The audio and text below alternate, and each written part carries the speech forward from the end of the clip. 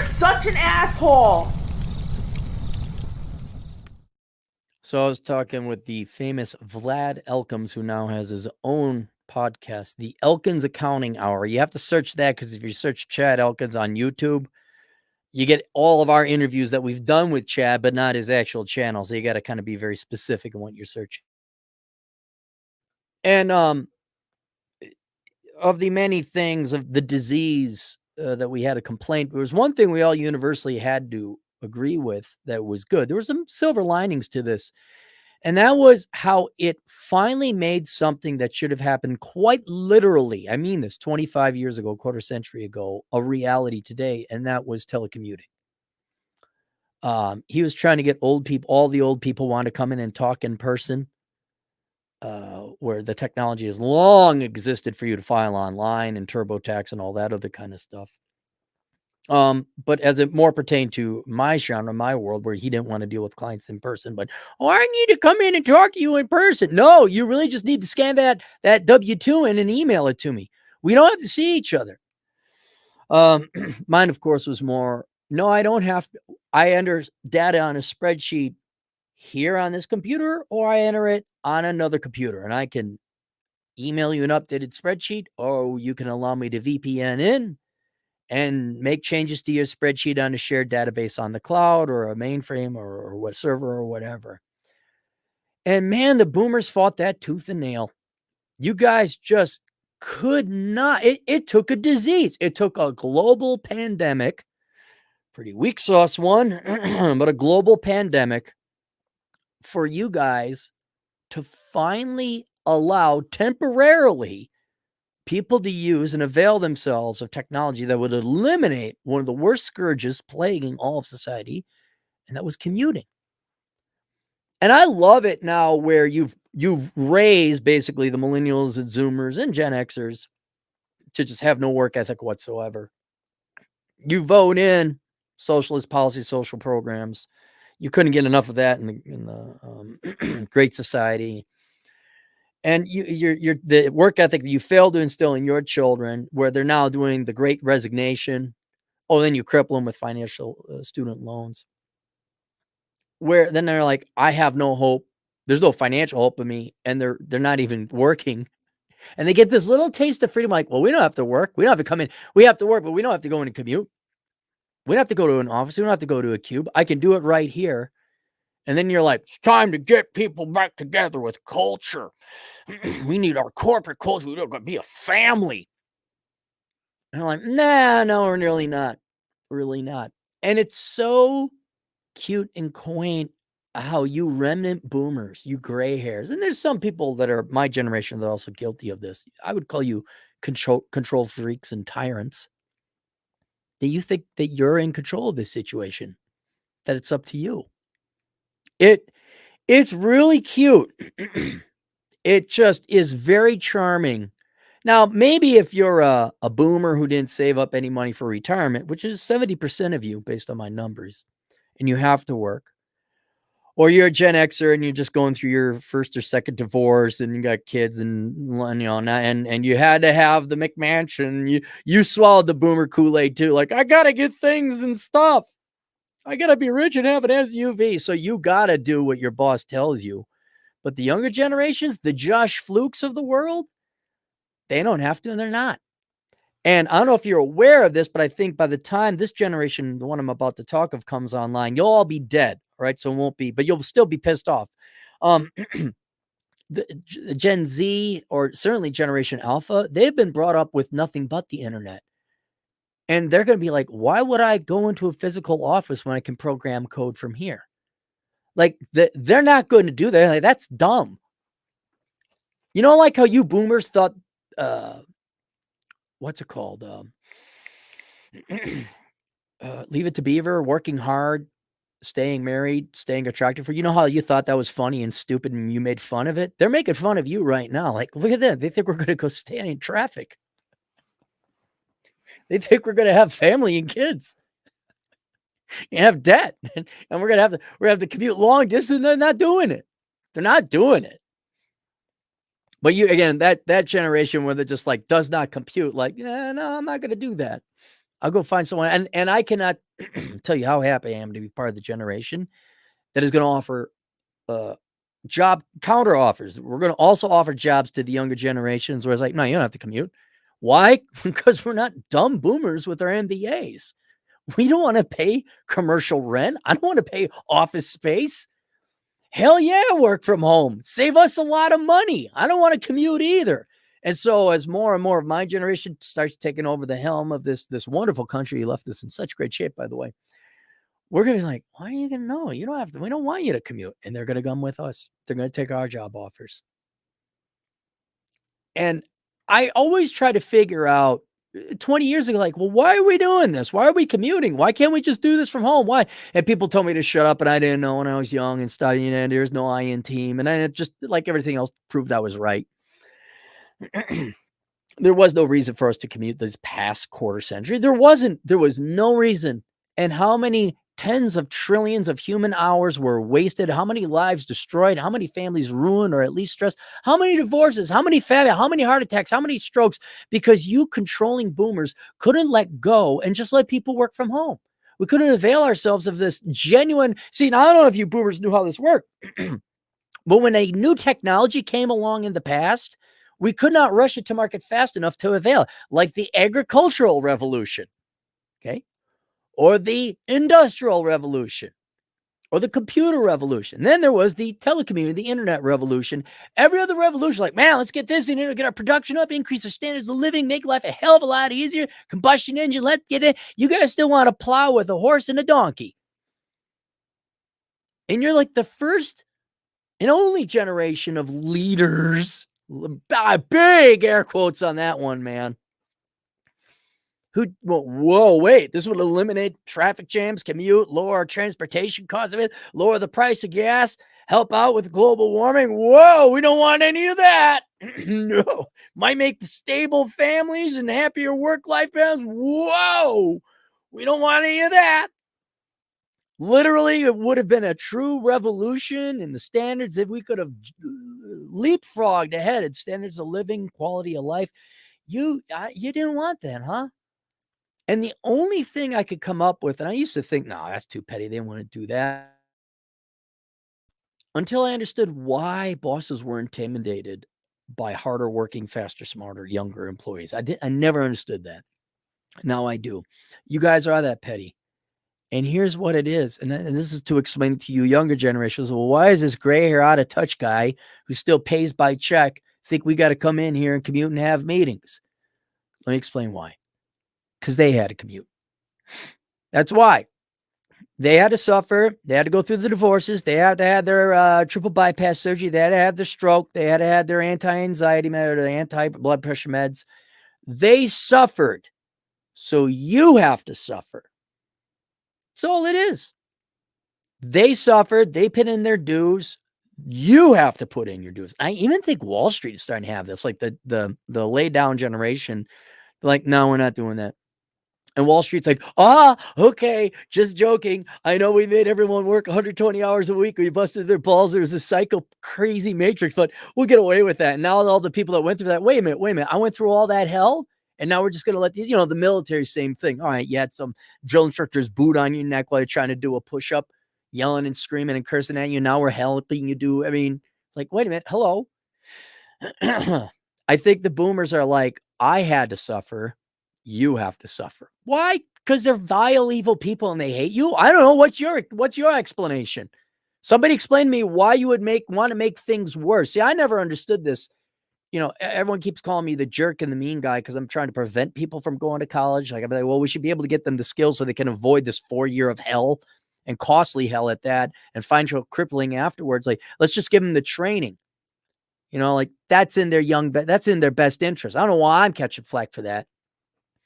But you boomers seem to have a hard-on for forcing kids not only go to school unnecessarily for 46 years of college, but you got to keep on jacking up that tuition, man, right?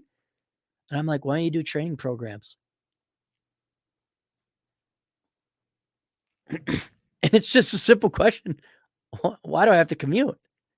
And now it's academic. This is an academic question for you boomers. You're not part of the solution, not part of the problem anymore. Your generation is over. It's over. Put a stick in it. You're known for bell bottoms and hairy hoo-ha. Congratulations. Right? Where was I going with that? Oh, it's academic. It's smooth. This is going to happen no matter what. And all you'll be remembered as is a roadblock to progress. That's all you're going to be, is a tyrannical, petty, selfish, I wouldn't say greedy, but evil roadblock to progress. And they say, why did we do this? Why did they force us to commute? And I hope people find my channel. I hope they find Josh Fluke. I hope that we got the internet. Now they were petty, they suffered, and you have to suffer. That's what it was. I also think there's a good 30% of it also is these people are control freaks and they need to see you. They need to have you suffer. I think a lot of them, there's also they worked all their lives to get that corner office downtown. And now no one wants to come into the building, period. And now that downtown office has no value, like most things in major metro areas. Thank you, Democrats and people who poop in the streets. Also Democrats. No Republican adult poops in the street. Just doesn't happen. Doesn't. You guys got a monopoly. You guys are winning that Olympic event. You got the gold, silver, and the bronze. We're not even fielding a candidate on that one. They have this like worthless trophy now that they wasted their entire lives, and they still have to give it like some kind of cachet or currency. So they got to force everyone to come in. Look, I have a corner office. No one cares, dude. I have my office next to my bedroom, and I wear these clothes. I'm going to have a beer while I'm working, and I'll get the work done when I feel like it because I'm a 1099er. I am not your employee. I am your hired gun, and I can drop you in half a second. They hate that. I think they just, in addition to the money, they need that vindication. But this video is for you boomers, and I'm sorry you had to commute. I'm sorry.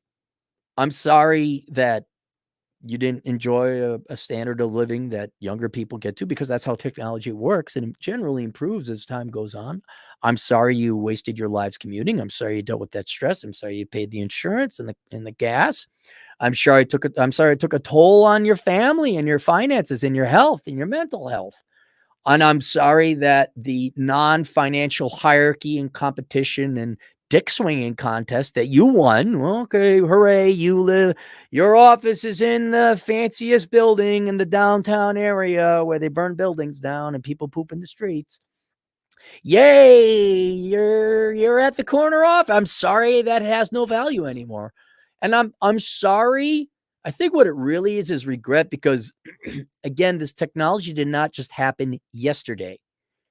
I think what it really is that you boomer bosses kind of rue the fact that you could have flipped the switch 25 years ago, say, let's knock this off.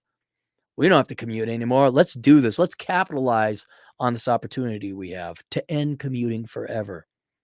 And you didn't. I don't know why you didn't. And frankly, I don't care.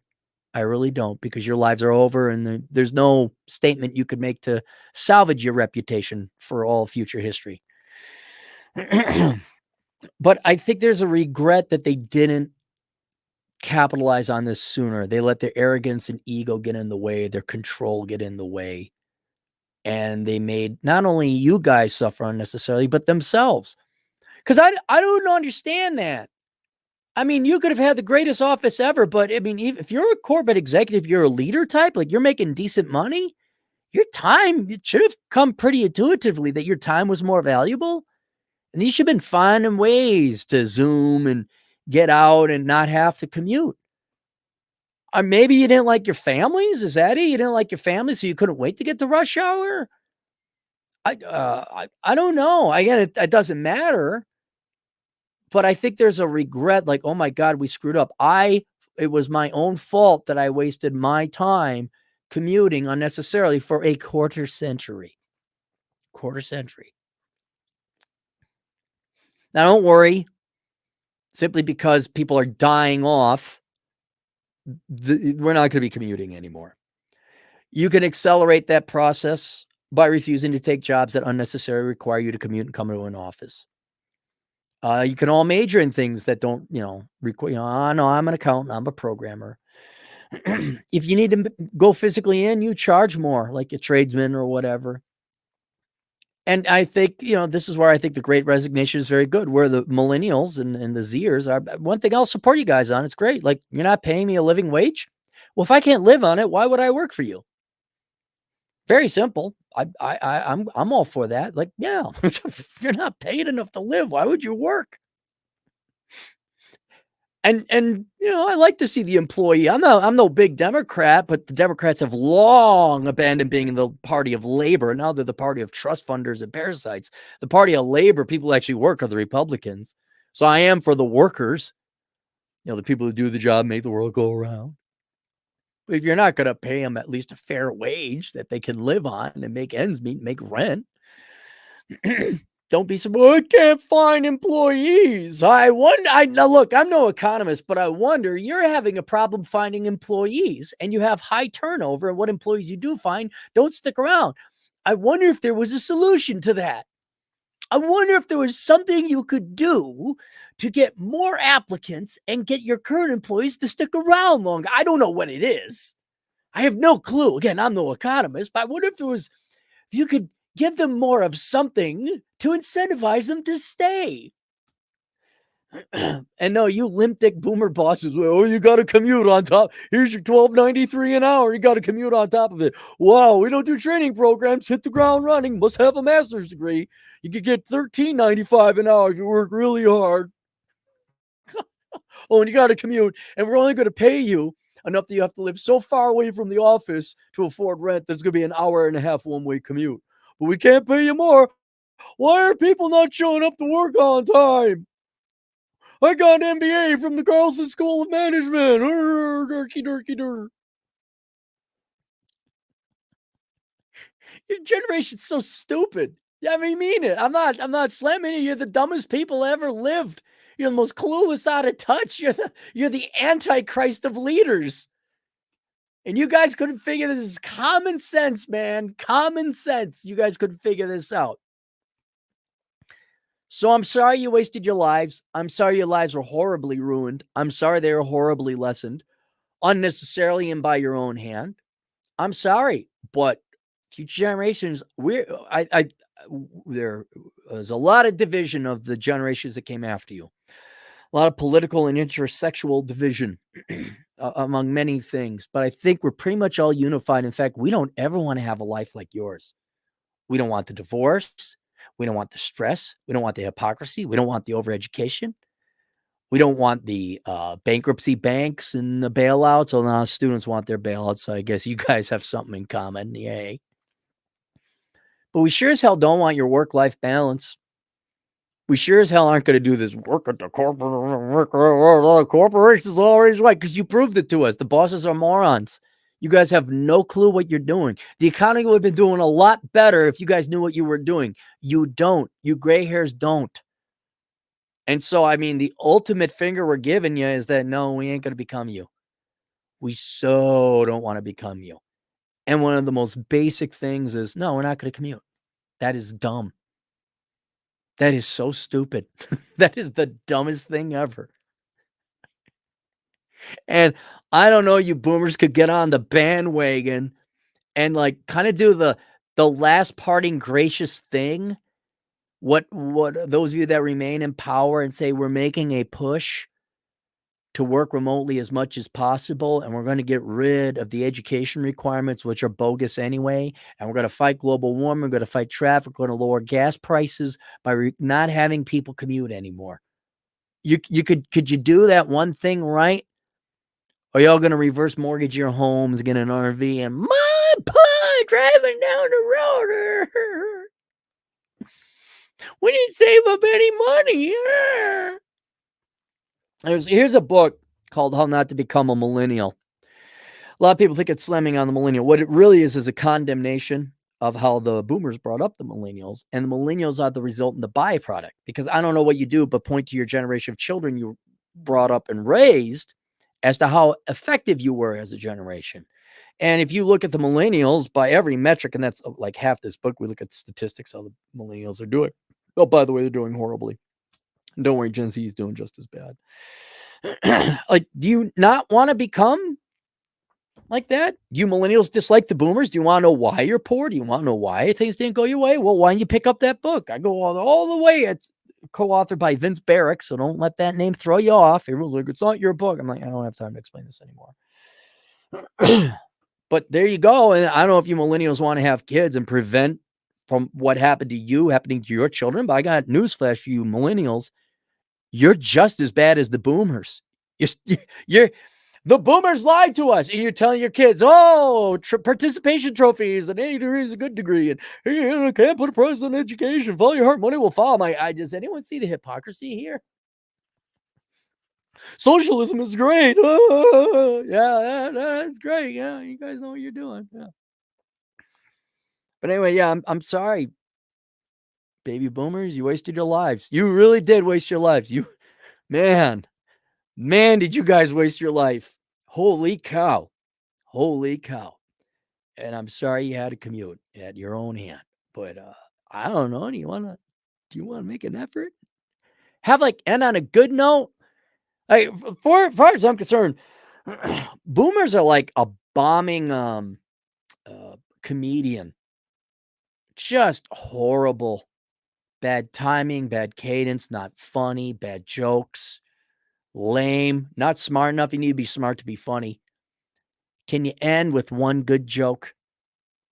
Can there be something that isn't a piece of feces on your reputation and your legacy? Can we get one kernel of I'm not asking gold, but could we get a kernel of tin in the 75 years of feces you've just dropped trowel and put all over America? Can you have a strong finish?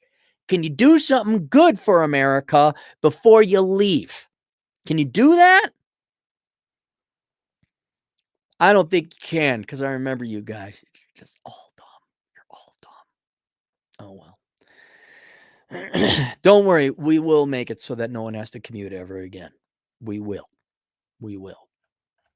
Let's go to the super chat, see if there are any here. Ba, ba, ba, ba, ba. Yeah, get that book, How Not to Become a Millennial. It's great. You don't have to be, I mean, it basically just, it uses the millennials to say, okay, here's everything we did wrong in America, and this is the consequence.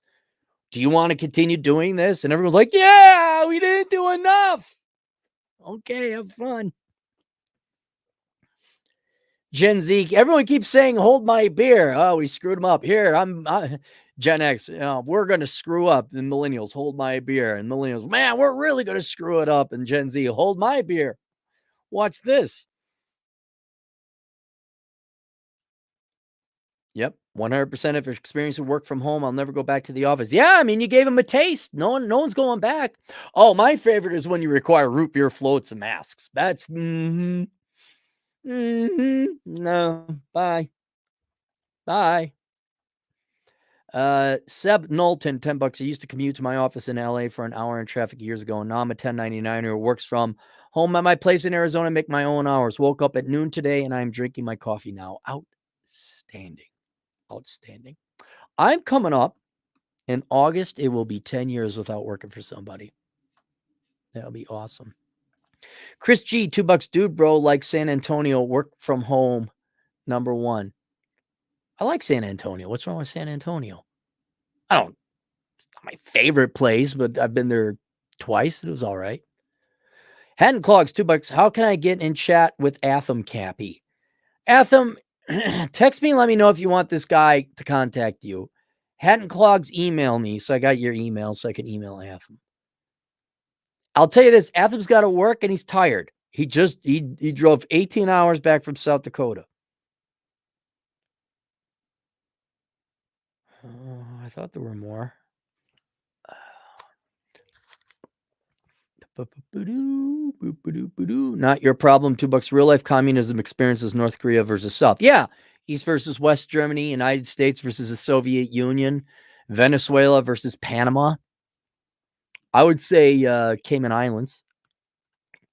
I don't care. Everyone wants their socialism. Y'all get your socialism. You're all gonna see. Once you become a misanthrope, then you kind of cheer it on a little bit. You're like, yeah, you should be getting all that money. You should be absolutely miserable in drinking booze and doing drugs.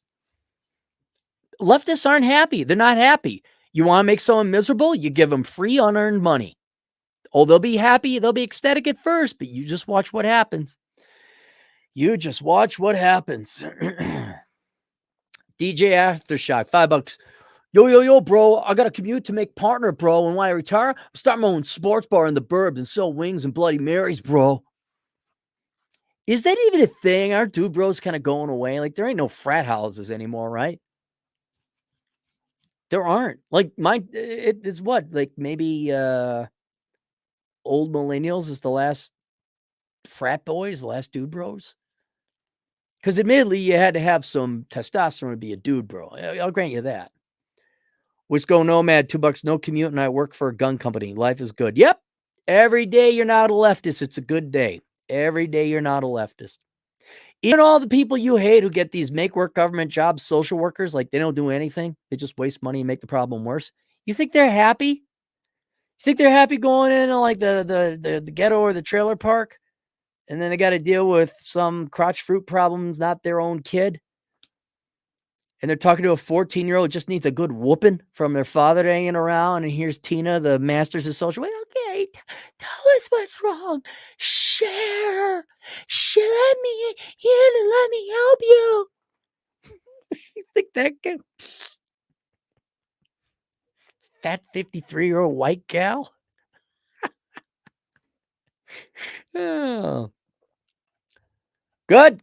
All right, that's it. See you guys later, Toodles. Oh, the book is linked below. Toodles.